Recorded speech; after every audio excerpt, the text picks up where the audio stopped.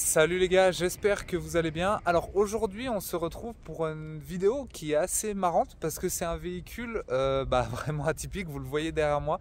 On n'a jamais fait de véhicule comme ça. C'est un véhicule aussi que je connais parce que je connais très bien le proprio, on est potes et on a été collègues aussi pendant un bon moment. Je vais vous montrer du coup ça parce qu'il y a énormément d'anecdotes à dire là-dessus. Et par contre, truc assez rigolo, c'est que je ne connais pas du tout cette marque et ce véhicule. Donc ça va vraiment être un peu le proprio qui va diriger la vidéo et on va le suivre, il va essayer de nous raconter au mieux sa voiture. Du coup, on est en présence d'une Caterham et c'est à peu près tout ce que je sais. Du coup, Jeff, bienvenue sur la chaîne. Salut tout le monde. Du coup, parle-nous un peu de ta voiture. Alors, déjà c'est une anglaise. Ok. Donc la marque c'est Caterham, Ouais. le modèle c'est Seven. Ok. Et puis donc si on s'approche un peu de plus près, chez Caterham il y a deux types de châssis. Il y a les châssis étroits qu'on appelle S3 Ouais. et les châssis larges qu'on appelle SV. Ok. Là on est en présence d'un châssis large. Et donc le nom du modèle c'est la 485. Ouais. 485 ça veut dire quoi? C'est le nombre de chevaux à la tonne. D'accord. Et donc là on est sur une version S, parce qu'il y a la version S et la version R. R c'est vraiment typé track, Ouais. vraiment circuit. Et là on est sur une S avec des éléments de la R. Il n'y a pas beaucoup de différence entre les deux. Ok. Des suspensions peut-être un peu plus raffermies. Et puis deux, trois, peut-être des gros freins. Oui, il y a des gros freins, mais celle-ci était aussi équipée des gros freins. Ouais. Parce qu'elle fait aussi un peu de piste. Donc voilà pour les éléments principaux sur la Caterham. Ok. En termes de poids, on est sur à peu près combien là? Là on est un peu moins de 600 kg. Ok, waouh. Et donc au niveau du moteur et donc de cette version 485, on est sur un 2 litres atmosphérique de chez Ford. Ok. Donc c'est un 2 litres Duratec D'accord. qui est ensuite repréparé par Caterham Compétition. Ouais. Et donc ça développe 240 chevaux sur le papier et puis ça prend 8500 tours minute. Oh putain, d'accord. On va Ouais, voir donc. tout à l'heure, Ouais. c'est sympa. Donc 240 chevaux pour un peu moins de 600 kg. Autant dire que le rapport poids-puissance il est plus que très sympa quoi. Voilà. Nous on avait fait de la piste ensemble, on avait fait une journée justement avec ta Caterham et c'est vrai que c'était trop cool à conduire et même il y a une énorme sympathie des gens autour de ce modèle parce qu'il est très cool, il est bonne vibe, il est pas C'est ça, ouais. c'est pas comme si par exemple tu es en Porsche ou en Lambo, tu vois, genre t'as pas ce côté ostentatoire là, c'est juste un côté un peu cool de la voiture. On a souvent des pouces en l'air, tout le monde nous fait coucou, ça plaît beaucoup aux enfants.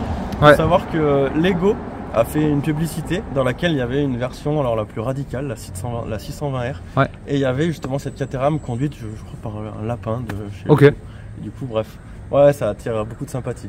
Et du coup les gars aussi, truc qui est assez rigolo, c'est que la peinture, donc c'est pas une peinture d'origine, c'est l'ancien propriétaire qui avait fait une nouvelle peinture dessus tout simplement.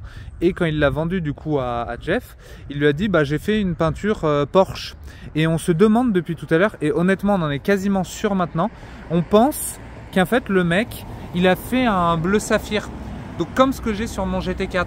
Parce que c'est exactement les mêmes paillettes, c'est exactement les mêmes reflets. Et puis depuis tout à l'heure, on observe le GT4 là-bas. Et en fait, on voit que les deux couleurs sont vraiment similaires. C'est sûr que c'est la même couleur. Enfin, vous voyez le reflet qu'il y a ici, là. Vous retrouvez le même reflet derrière sur mon GT4.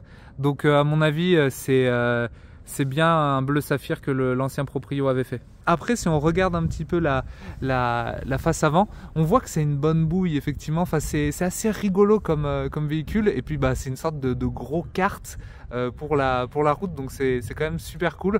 Mais pourtant, il y a quand même des détails qui sont assez stylé. Typiquement là vous avez le passage de roue qui est tout en carbone, vous avez l'énorme ligne d'échappement qui passe sur le côté, donc par contre il faut faire attention parce que quand on est passager et qu'on sort faut l'enjamber, sinon on peut vite se brûler et ça devient vite chiant. Là pareil, vous avez une protection en carbone et vous voyez que c'est une voiture qui roule quand même et ça fait plaisir parce que vous avez tous les impacts de gravier qui ont un peu enlevé la peinture. Et autant je trouve ça un petit peu dommage sur une voiture typiquement sur mon GT4 GT4, quand je vois un impact de gravier, ça me fait chier sur la peinture. Autant sur une voiture comme ça, je trouve que ça renforce encore un petit peu son côté piste et conduite. Et je trouve limite ça cool en fait qu'elle ait des petites séquelles comme ça sur la carrosserie. Je trouve ça vraiment rigolo. Également, c'est une voiture qui n'a pas d'assistance. Il n'y a pas d'ESP ou ce genre de choses. Donc comme on disait avec le propriétaire, bah, le seul maître à bord, bah, c'est celui qui est derrière le volant. Vous avez bien évidemment là l'entrée d'air en fait pour le radiateur, pour justement refroidir le bloc. Vous avez des espèces de sorties un petit peu comme ça qui viennent nervurer le capot et qui en fait sont justement là pour aider à faire ressortir l'air chaud pour pouvoir en fait aider à faire respirer le moteur. Également, c'est un truc qu'on n'a pas dit mais qui paraît évident, c'est qu'en fait les Caterham, vous n'avez pas de toit. Alors vous pouvez mettre une sorte de tente un petit peu, enfin une sorte de bâche un petit peu au-dessus, mais c'est pas super pratique. Et en fait, vous êtes vraiment en communion, on va dire, avec les éléments parce que vous n'avez pas grand chose qui vous protège. Surtout que de mémoire, les portes comme ça, on peut les enlever complètement et ça peut en fait vraiment devenir une sorte de barquette. Un autre élément aussi qui est très important et qui sert sur cette voiture notamment à la motricité, c'est l'autobloquant. Ok. Étant donné qu'on est sur une propulsion, donc toute la puissance vient derrière, il y a zéro assistance comme on l'a dit, pas d'ABS mais pas de SP. La motricité est assez importante, alors quand le pneu est bien chaud, quand on est dans les conditions sèches, ça va bien. Quand ça commence à être froid et humide, c'est là que c'est vraiment très touchy. Donc l'autobloquant il va nous servir à motricer en sortie de courbe, en débraquant bien, c'est notre meilleur ami. Et justement, en parlant des pneus et du coup de motricité, c'est quoi? Enfin, t'es chaussé en quoi là? Alors, ce qui équipe la plupart du temps ce genre de voiture, c'est des pneus semi-slick. Ok. Là, on a du Toyo R888R, ouais. Ce qui va plutôt bien. Ouais, t'en es content? Ça va très bien, ça fait le tout. Encore une fois, voilà, la période automne-hiver, elle sort un petit peu moins. Mais c'est un pneu qui va bien monter en température et puis qui va garder toute une stabilité, notamment pour la journée de circuit. Ouais. Et même sur la route, finalement, de nouveau quand il pleut, déluge et autres, la dernière fois avec mon frère, on a dû rentrer, on n'a pas dépassé 70 km/h. Ok, ouais. Parce que l'aquaplaning, il est monstre, on n'a pas de poids, moins de 600 kg, donc il faut faire assez gaffe. Tu disais que c'était un réservoir de à peu près 30 litres, c'est ça? Ouais, c'est à peu près ça. Est-ce que du coup, toi qui fais quand même des journées piste avec, est-ce que tu as besoin de sans cesse aller faire le plein ou mettons tu arrives à faire une journée piste en entier? Une journée complète non, parce que la plupart du temps on roule à plusieurs sur la voiture. Ouais. Donc la voiture s'arrête pas beaucoup. Ouais. Elle encaisse très bien ça, elle encaisse une journée piste sans problème, elle fait 150 bandes de piste toute la journée.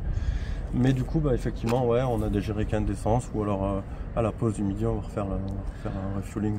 Puis c'est vrai que les gars, ce qui est quand même vraiment bien sur ce genre d'auto, et tu m'arrêtes hein, si je dis n'importe quoi, mais c'est que vu que c'est très léger, en termes de consommables, c'est pas quelque chose qui est délirant. On peut faire de la piste et vraiment lui mettre bien comme il faut. Et on va pas se retrouver, je vais prendre un exemple débile, mais c'est comme si on fait une journée piste avec une Bentley, à la fin c'est la fin de la voiture. Là on peut vraiment quand même l'utiliser et en profiter toute une journée sur piste et ça va pas avoir un budget de malade mental quoi. Tu as tout à fait raison, parce que tout ce qui est consommable, les pneus, les freins, les plaquettes, l'utilisation elle est vraiment très raisonnée. Il n'y a pas de poids à freiner, donc on arrive relativement vite, mais il n'y a pas de poids à freiner encore une fois, quoi. Ouais. Donc ça c'est vraiment l'ami de la voiture track day. Ouais. Et aussi parce que moi encore une fois je connais pas du tout ces voitures et ce marché là. En termes de cote, on est sur quoi à peu près? Ça vaut quoi à peu près une Caterham comme ça? Maintenant on est sur ce genre de version là, je dirais entre 75 000 et 80 000. Ok. Après voilà, il n'y en a pas beaucoup non plus sur le marché. Ouais. Maintenant les dernières qui sortent, elles sont plus en boîte 6, elles sont en boîte 5. Ouais. C'est dommage par rapport à l'étagement de la boîte. Ouais. Et du coup, il n'y a même plus de pièces pour faire les boîtes 6. C'est-à-dire que si demain j'arrive à casser la boîte, il faudra que je passe soit sur une boîte 5, soit sur une boîte de course en SADEV. Mais au final, c'est ça qui est cool, c'est qu'avec un budget, bon, ça reste un beau budget, mais c'est pas non plus délirant. On arrive à avoir une super bonne pistarde qui a des performances de fou et en termes de sensations, c'est juste incroyable. Ouais. Et en plus, ça va pas coûter une fortune de faire des track day, quoi. C'est ça. Et puis ouais, on a des sensations sur la route, même à 50 km/h. Ouais. On pourra le voir tout à l'heure. C'est une auto qui est vachement communicative. Et puis de nos jours, il faut faire attention avec la vitesse sur les routes.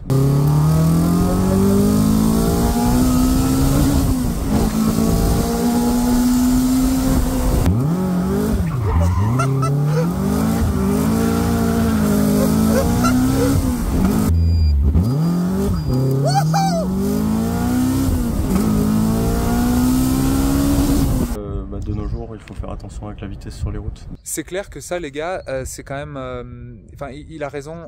C'est cool d'avoir, mettons, des voitures, je dis n'importe quoi, comme des grosses McLaren ou ce genre de choses. Mais si en fait, il n'y a pas de sensation à basse vitesse des fois. Il y a certaines voitures qui marchent énormément, mais on est obligé de monter très haut dans les vitesses et du coup d'être en danger pour son permis. Alors que des voitures comme ça, où on arrive à prendre du plaisir à 50 ou 60 km/h, c'est juste trop cool parce qu'en fait, on kiffe la voiture sur toutes les plages d'utilisation. Et ça, c'est vraiment pas négligeable. Aussi un aspect qui est rigolo, c'est que tout est apparent. Là, vous voyez vraiment les trains roulants, vous voyez les bras de suspension, vous voyez tout en fait. Et c'est ce que disait le proprio. C'est très rigolo quand vous la roulez parce que vous voyez les roues qui bougent. Également de ce côté, vous avez une autre prise d'air ici qui est tout en carbone et en fait qui aide à faire rentrer du flux d'air pour l'admission d'air de la voiture. Et également, truc assez rigolo, mais ça c'est vraiment un truc de voiture de course, c'est que vous avez le coupe-circuit, si je ne me trompe pas. Ouais, c'est ça. Circuit. Et puis, petite anecdote assez drôle. Ouais. Donc, en championnat, donc il y a des championnats. Il y a la Caterham Academy, il y a la Caterham Road Sport et la catégorie Rennes, c'est la 420R. Ok. Il faut savoir que j'ai vu des vidéos où les mecs en course sont côte à côte. Non. Et pour déstabiliser et arrêter son concurrent, le mec, il suffit de faire ça. Le coupe-circuit part et la voiture s'arrête. Ah ouais? Dans des lignes droites. J'ai déjà entendu parler de ces histoires où les mecs arrivaient à shooter le coupe-circuit des concurrents pour éliminer leurs adversaires. C'est incroyable, c'est du sabotage en plein milieu de course, c'est très drôle. Si on parle un peu de l'intérieur, c'est quand même très spartiate. Bien évidemment, on n'en a pas parlé, mais vous êtes sur une boîte méca. Donc c'est une boîte 6, comme disait le proprio. Vous avez un volant en Alcantara Momo et c'est quand même assez cool parce que toute la planche de bord en fait est en carbone apparent. Là vous voyez, on vient d'enlever les portières, donc en fait il faut juste les décrocher, c'est un système de charnière ensuite que vous enlevez. Et vous avez du coup les beaux sièges qui sont de mémoire assez confortables parce que ils sont bien rembourrés, ils sont tout en cuir. Et vous avez du coup les harnais, c'est des harnais 4 points. Et du coup, c'est ce que me disait le proprio. En fait, les harnais d'origine, c'est ceux-là. Mais il n'est pas très fan parce qu'en fait, ils ont tendance à se détacher, enfin, pas à se détacher, à se desserrer en roulant. Et du coup, il a mis ceux de cette marque-là. C'est les mêmes marques que ce que j'ai dans la Porsche. Et du coup, pour vous montrer l'intérieur qui est quand même assez spartiate, du coup, vous avez pas mal de boutons. Donc, que ce soit pour votre klaxon, le mode sport, la clim, ce genre de choses. Vous avez deux compteurs, donc un pour vos tours minutes et un pour la vitesse. Et ensuite, vous avez d'autres petits compteurs, donc un pour l'huile, la température d'eau et du coup l'essence. Et la petite tirette rouge en fait que vous avez, c'est pour l'extincteur. Donc l'extincteur en fait, il est directement mis dans le coffre et il est relié en fait au moteur. Il y a des buses et si en fait vous tirez sur ce petit bouton rouge, en fait ça va asperger le moteur en fait du liquide de l'extincteur pour justement contenir le feu. Mais en contrepartie, vous avez flingué votre moteur. Donc voilà, dans tous les cas, il ne faut pas toucher à ce petit loquet rouge. On a enlevé le capot moteur. Donc voilà, c'est vraiment, il se détache et vous l'enlevez à la main. Et ensuite, vous le posez. Et du coup, pour vous montrer un peu le moteur. Donc c'est ce que tu dis, hein, c'est un 4 cylindres Ford. Hein. Ouais, c'est ça, c'est le 4 cylindres Ford, le 2 litres du Ratec. Ouais. Et puis en version atmosphérique. Donc puis c'est pas mal parce que toi, vu que tu es quand même assez bricoleur, tu as vraiment accès au moteur et tu peux vraiment travailler dessus. Tu n'as pas un cache en plastique ou plein de capteurs électroniques, électriques. C'est quand même vraiment super atypique. Perso, je trouve que c'est vraiment rigolo comme véhicule. Et encore une fois, on n'en voit jamais, donc c'est cool d'avoir une voiture qu'on voit jamais. Et touche aussi qui est assez rigolote, on n'en a pas parlé, mais les jantes du coup qui ont la même couleur que la carrosserie. Bon les gars, je vais vous montrer comment on se met dans la Caterham. C'est assez rudimentaire comme vous allez voir. Attends, regarde, je vais tenir la porte. Donc vous avez la porte hein, vraiment qui est, c'est une sorte de feuille de cuir un peu. Et en fait, vous tenez là, parce que ça pour le coup c'est vraiment solide. Et en fait, vous passez la jambe et en fait, vous mettez là. Et après, hop, c'est comme dans une baignoire. Et ensuite vous êtes installé. Et ensuite après, vous avez votre volant en fait qui s'enlève et vous le remettez, vous le reclipsez et vous êtes bon. Honnêtement, quand on est dedans, on est très bien mis. C'est galère un peu pour rentrer dedans, surtout quand on n'a pas l'habitude. Je suppose que le proprio lui grimpe et saute dedans facilement. Mais pour moi, c'est un peu galère. Et après, bon, c'est aussi galère pour sortir parce qu'il faut du coup se lever un petit peu comme ça. Il faut essayer d'enjamber. Enfin, on n'est jamais très stylé quand on rentre et quand on sort de la Caterham. Si vous pensez être très classe en arrivant au resto avec la Caterham, c'est pas nécessairement le bon véhicule. Là du coup vous voyez les gars, une fois à l'intérieur, bon on est quand même assez comprimé et bon l'embrayage est très dur, c'est ce qu'on disait avec le proprio, mais par contre la boîte elle est incroyable. Enfin, regardez comme elle est courte et elle est je sais pas comment vous l'expliquer en vidéo, mais on sent qu'elle est très mécanique, on sent vraiment qu'il y a des engrenages qui s'enclenchent. Enfin, c'est très agréable à utiliser. Et après, du coup, vous voyez, vous avez une vue qui est quand même vraiment assez rigolo. Et à l'arrière, vous voyez pas trop parce qu'il y a la cage. Mais non, c'est vraiment une ambiance particulière et c'est vraiment trop cool, franchement, comme caisse. C'est tellement atypique. Pour vous montrer aussi également un peu l'arrière, vous voyez que c'est quand même assez large quand on la regarde de dos. Les roues sortent vachement, mais c'est vrai que c'est un look qui est quand même vraiment très atypique. On n'en voit pas sur les routes et c'est vrai que c'est trop rigolo de conduire une voiture comme ça. Et même en termes d'architecture, c'est assez marrant parce qu'en fait, vous êtes vraiment assis sur les roues arrière et vous avez ce long capot à l'avant. Donc je sais pas si c'est pas un peu angoissant au début à rouler et à comprendre le gabarit de la voiture. C'est mignon comme voiture, c'est trop marrant en fait. Aussi c'est une voiture qui mine de rien a un coffre si jamais vous voulez partir en vacances. Bon, vous n'allez pas aller à l'autre bout du monde, mais vous voyez en fait c'est ce petit compartiment ici. Donc vous mettez des sacs à dos et encore peut-être un seul, mais au moins vous pouvez faire quelque chose. Si vous faites une après-midi, vous avez de quoi faire et en fait vous avez juste à refermer et à clipser en fait avec les boutons. Bon les gars, on est parti avec la Caterham, donc on a mis la petite écharpe histoire de se protéger un peu quand même. Jeff, ça va être sympa cette histoire, ça me rappelle des souvenirs de la piste un peu. Hein. Toujours très sympa. Ouais, c'est vrai que c'est très sympa. Par contre, ça prend un peu de temps pour s'installer. Ouais, faut pas être pressé le matin pour prendre ça quoi. J'espère les gars que ça va bien rendre cette vidéo et que vous allez bien vous rendre compte un peu de l'ambiance qu'il y a à l'intérieur parce que c'est vraiment trop rigolo. Et on sent vraiment il y a beaucoup de trucs qui se passent dans les tripes, donc c'est des fois un peu désagréable, mais ouais, j'espère que ça va bien rendre en vidéo.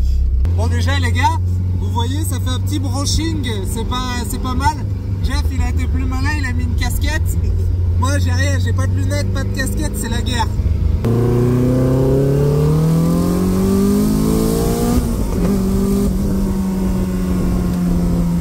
Quand tu mets le mode sport, t'as plus de chevaux, c'est ça? Ouais, c'est ça. Là on n'a pas le mode sport. Ouais. C'est plus facile pour parler dans la voiture et il n'y a pas la même cartographie. J'estimerais qu'il y a 170 chevaux à peu près comme ça et il n'y a pas la même réponse à l'accélérateur. Ouais. Et le mode sport, on entend tout de suite à l'échappement, ça vient ouvrir une valve et là on a le mode full. Ça d'ailleurs les gars, faut qu'on vous montre. T'arrives juste à nous mettre un clignotant, écoutez le bruit. C'est horrible. C'est horrible, le bruit des clignotants il est affreux. On est sûr de pas l'oublier là. Ah bah là ouais, c'est clair. Paradoxalement, en vrai c'est assez confortable hein. Enfin moi je suis bien assis, t'es allongé, franchement t'es bien hein. On essaiera tout à l'heure sur la route Bosselet ouais. Mais tu verras, tu seras bluffé. Par contre ce qui est rigolo aussi c'est que les pédales elles sont très proches. Quand je me suis assis tout à l'heure, tu sais vraiment elles sont collées et c'est limite compliqué des fois de savoir si c'est le frein ou l'accélérateur quoi. Genre c'est vraiment très proche. Et ce que je te disais, on parlait des différences avec le châssis étroit. Ouais. Et c'est encore pire le châssis étroit, les pédales sont encore plus rapprochées. Putain, ah ouais. Bon là les gars, du coup on arrive sur la zone un peu on connaît un peu plus.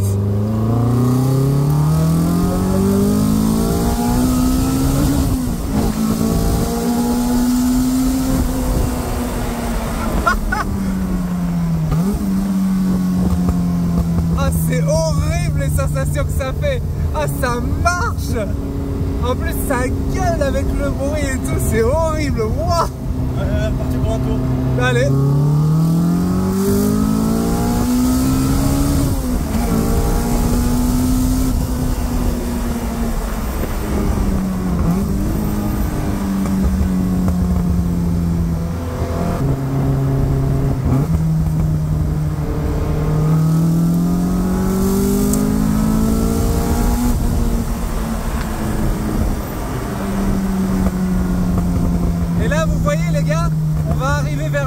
courbes et vous allez voir en fait c'est une voiture qui prend les courbes tellement rapidement, enfin c'est fait pour ça hein.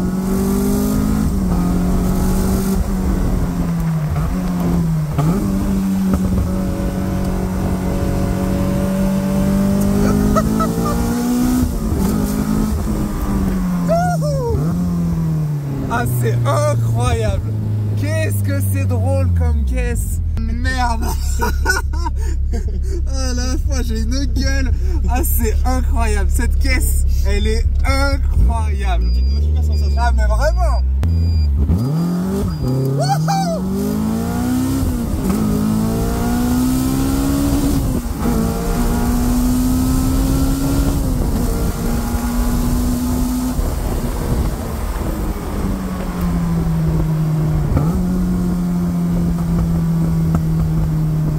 Dieu merci, il y a un camion, Dieu merci.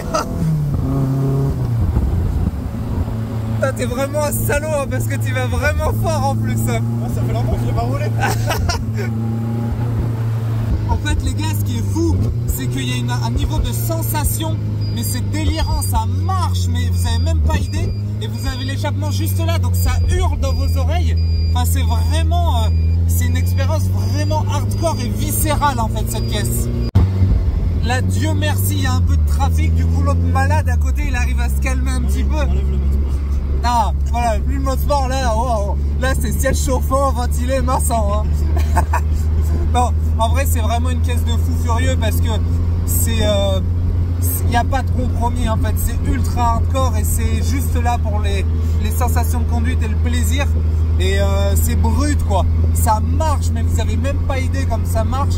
Dans les virages vous sentez toutes les forces G sur le côté qui vous plaquent. Enfin c'est vraiment une caisse de malade mental honnêtement.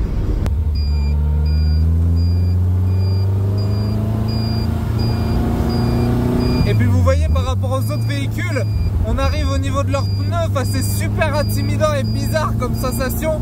Même si genre c'est des petites Golf et on a l'impression d'être à côté de Monster Truck, enfin c'est trop bizarre.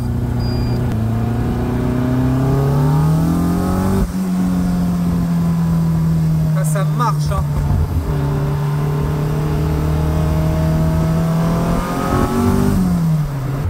Puis la boîte elle est tellement courte, enfin c'est un truc de fou quoi.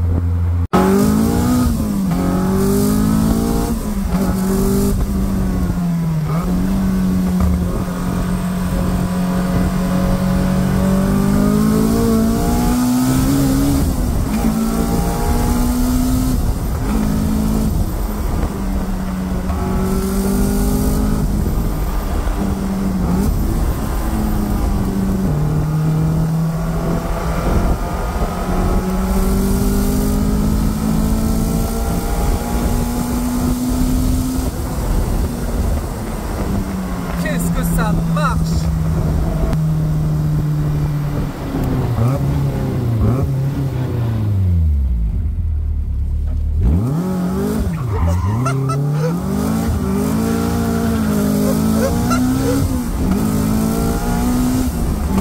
Oh putain de merde.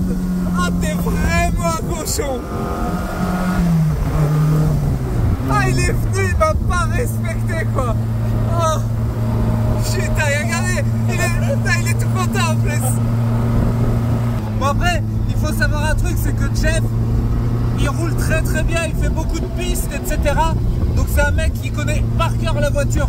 Genre il roule très très très très bien. Pour, quand on avait fait une sortie circuit ensemble, voilà, il n'y a pas grand monde qui allait aussi vite que lui, donc pas de soucis.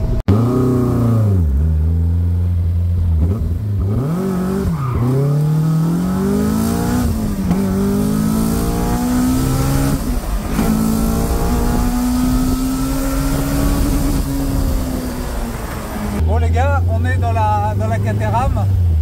Ce qui est très bizarre, c'est qu'on a vraiment l'impression d'être dans un kart en fait.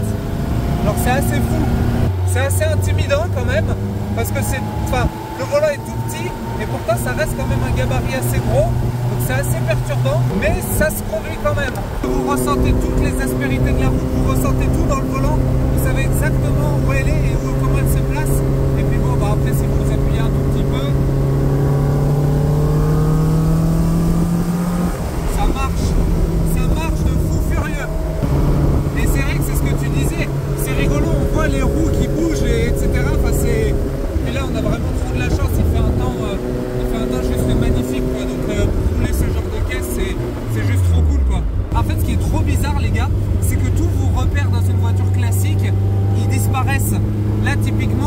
virage, j'ai freiné, mais en fait je sentais que j'arrivais à genre 20 km/h. Enfin, c'est super étrange en fait.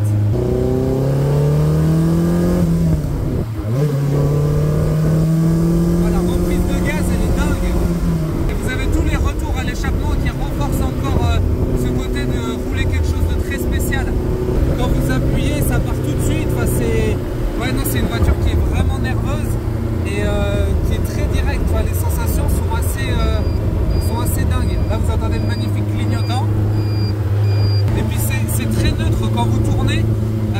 Vous sentez en fait tout de suite que ça part. Donc, il y a 0 point milieu. Hein. C'est genre vous touchez à peine le volant, il y a le mouvement qui se passe. Mais c'est très neutre. Enfin, vous sentez qu'il y a 0 roulis évidemment. Et c'est assez agréable. Ça met en confiance. Mais ouais, au début, c'est assez intimidant quand même. Hein.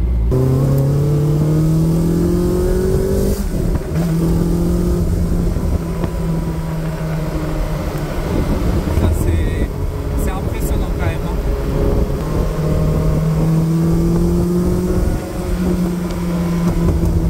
Oh, avec les retours, c'est incroyable. Ouais.